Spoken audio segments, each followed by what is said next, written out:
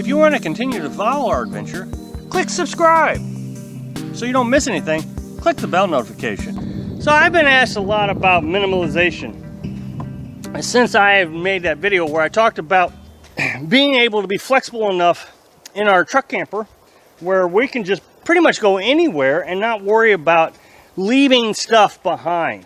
You know, I always wanted to come down to the beach and stay for the day or two, or you know, whatever the case may be, but I could never leave the pop-up camper behind for that long because I was always worried about somebody coming in and stealing it. The thing about the pop-up camper being burned down was it really helped us minimize what we had already minimized. Now, a long time ago, I made a video about our minimalization process. And I talked about after our longest test run, and we decided, okay, we're going to do this lifestyle, we gave ourselves about 2 weeks to be moved out of our house. We gave our landlord the notice that we were leaving, and so we had to get everything out of there. One of the first things that we got rid of was the couch. For 3 days, we sat on the floor, not doing anything. I just couldn't get my head to wrap around the idea that I don't need this, I don't need this, I don't need this. You know, just silly things. Movies. And I just couldn't let go of them. I kept saying, well, you know, I'm sure I'll watch them while we're you know, on our adventure. And so what I ended up doing was I sat on the floor and I put every one of those DVDs into my computer.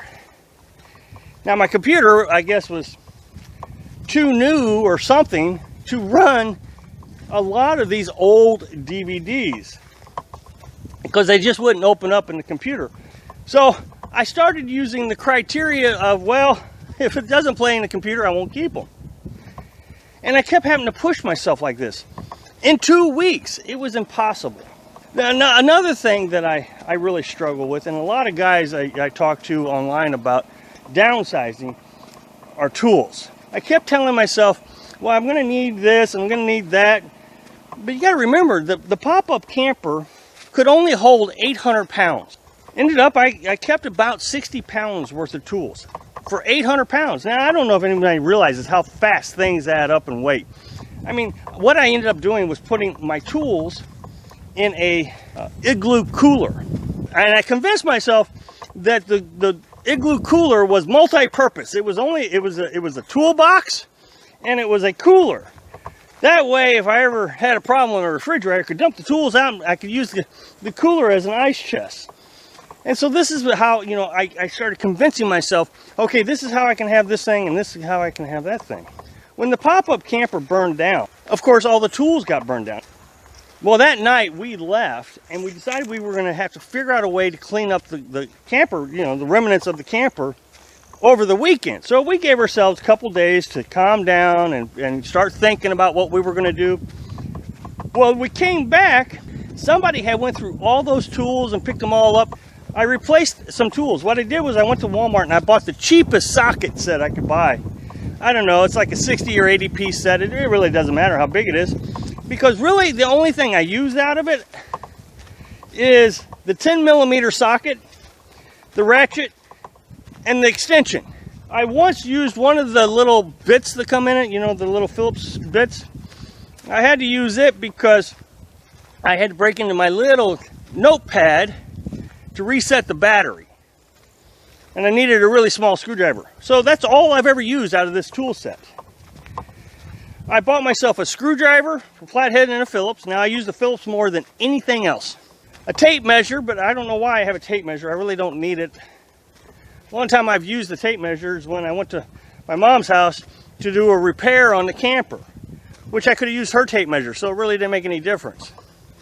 So my point is I have no tools now. I really don't have anything. Now I know everybody's going to say you got to have tools in case the truck breaks down. Well, here's the thing. When you're out here, you have to weigh out how many times your truck's going to break down that you got to repair it, to all the weight that you're accumulating and all the storage that you're losing, because there are things that you use a lot more often than tools out here that you're going to need that storage space for. Had a silverware set that my ex-wife bought. It was one of those really expensive silverware sets. She bought it off QVC, and you know, you could lift a a house with them and they wouldn't bend. When she left them in the buffet. We had a buffet, an antique buffet. She left them in the buffet. I really struggled to get rid of those silverware set. I really struggled, and it wasn't so much that I care about the silverware set. It really wasn't my thing. I mean, I'm just not a huge gotta have the fanciest silverware. I struggled with the idea of the money I was going to lose, and that is key to this video. I didn't want to lose the money. Even if I was to resell them, nobody would give me what I paid for them.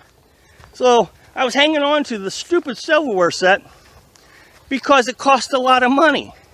And I didn't want to lose the money. I ended up giving them to my mother, and at least most of them. I think I kept a few. So, I mean, the set got all destroyed in the fire. And, Mom's got a few pieces. But that's there you go. All this money wasted. And that is the key about minimalization, to me at least, is when you minimize your life and you stay very disciplined to that concept of minimalization, all of a sudden your world opens up with your finances.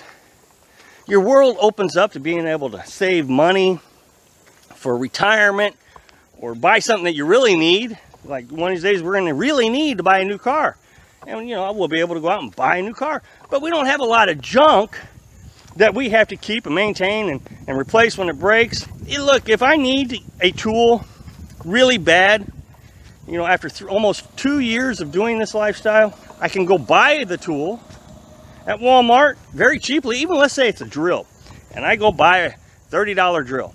I can use that drill for what I need it for, and either give it back to like Goodwill or something, or just throw it away and just add it to the expense of the repair. And so you start rearranging your thought process. Instead of wasting all that money and gas every time you start the engine to move because you're pulling all that weight, you may waste 20, 30 bucks on a tool that you're going to use once while you're out here. Thanks for watching. Click like if you like the video, and happy travels.